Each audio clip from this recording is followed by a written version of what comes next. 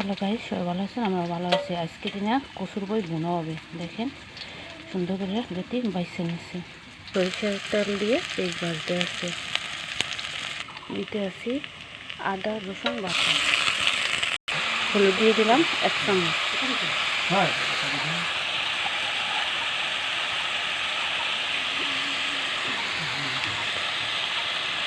লবণ দিয়ে দিলাম স্বাদ মতো, যে যেরকম খান সেরকম দিতে পারেন। দেখুন মশলা সুন্দর তেল ছাড়িয়ে দিয়েছে। এখন লতিটা দিয়ে দেবো। দেখুন লতি এখন একটু কষিয়ে নেব। এই হয়েছে যে কাঁচা লঙ্কা দিয়ে দিলাম সেরা কাটা। দেখুন কি সুন্দর লতি হয়ে গেছে।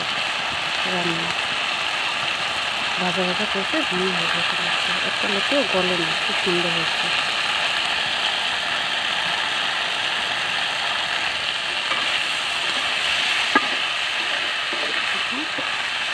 লতি কি সুন্দর ঘন হয়েছে।